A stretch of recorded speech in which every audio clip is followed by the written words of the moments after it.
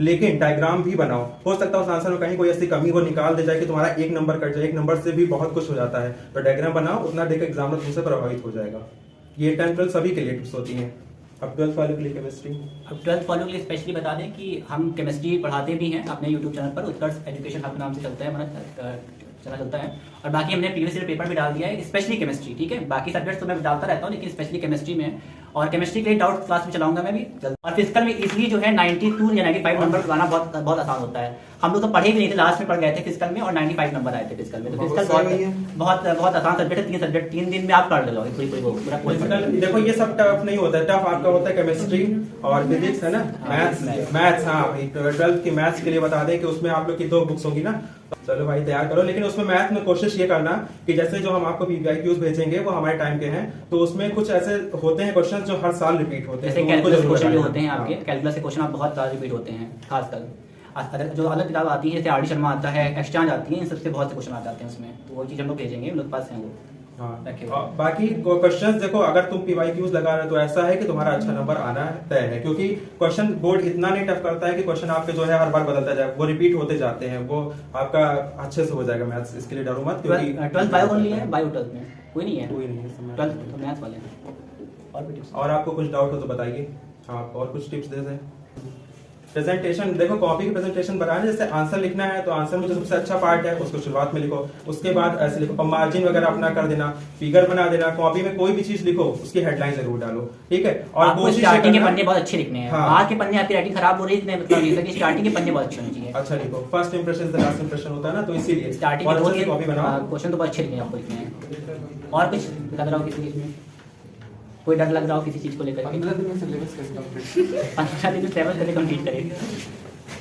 मतलब अभी तो पढ़ाई नहीं है, थोड़ा बहुत। इस सब्जेक्ट का बताओ, फिजिक्स का। फिजिक्स में तुम्हारी जैसे 12th में वो होगा रिएक्शन, उसकी रिएक्शन कह रहे हैं, अरे कौन सी थी वाली, लेंस मेकर फॉर्मूला वगैरह होगा, ये सब तैयार कर डालो, क्योंकि इनका डेरिवेशन वगैरह आता है।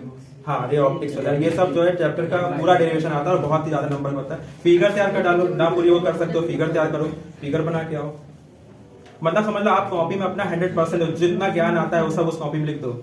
वहां पे कुछ ये मत सोचो कि आप ये लिखेंगे गलत हो जाएगा, नहीं लिखो, गलत होगा तो वैसे भी कटना है, हो सकता है उस गलत में आपका टीचर सही कुछ ढूंढ ले जाए। वो 3 घंटा आपके लिए है, आपको वहां लिखना है जो भी आपको आता है, ये नहीं कहानी लिख चले आओ, बहुत अलग बात है। हाँ। लेकिन जो है CBSE बोर्ड में पूरा टाइम दिया जा रहा है आपको 3 घंटा, 3 घंटा में आपको जो भी आपको आता है, फिगर आता है, कुछ भी आता है, वो लिखना है आपको वहाँ पे।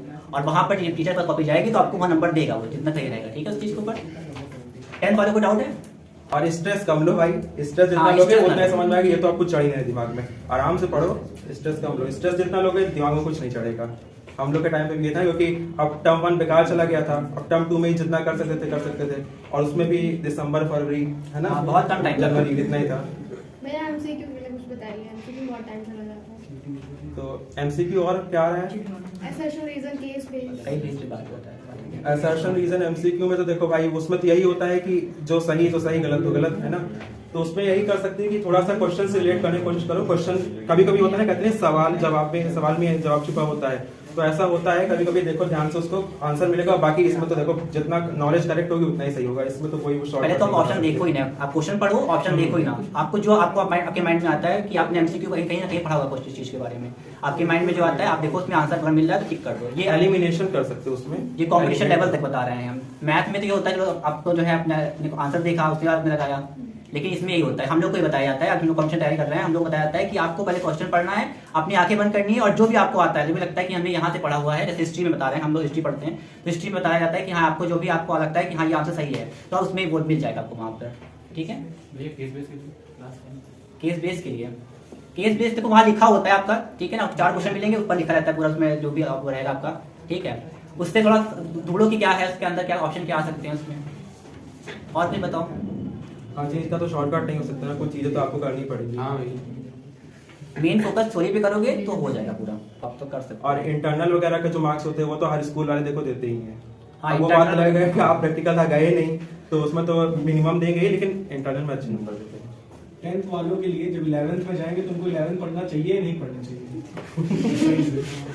अरे भी पढ़ेगा 12th आएगा, उन लोग के लिए तो हम लोग यहाँ है सब निकालते हैं। देखो परसेंटेज का मतलब नहीं होता है। यस, कहाँ पढ़ते हैं आप? MPS में पढ़ते हैं, भाई हम लोग में तो नहीं परसेंटेज का कोई मतलब था, लेकिन फिर भी आप स्टैंडर्ड और बेसिक पे डिपेंड करता है। आपने कौन सी ली स्टैंडर्ड, तो आपको मिलेगी। हम लोग ने स्टैंडर्ड में किया 75% क्या पापा बोल रहे हैं? टेस्ट होगा सर वो दे देते पास आउट हैं बेसिक स्टैंडर्ड स्टैंडर्ड में उसके बाद टेस्ट, बेसिक में टेस्ट होगा, स्टैंडर्ड अगर मार्क्स कम होंगे। और कोई डाउट है बताइए, खत्म करें सेक्शन अपना। ठीक है, 15 तक लेवल कंप्लीट होता है। वन शॉट मेरा देख लेना हो जाएगा।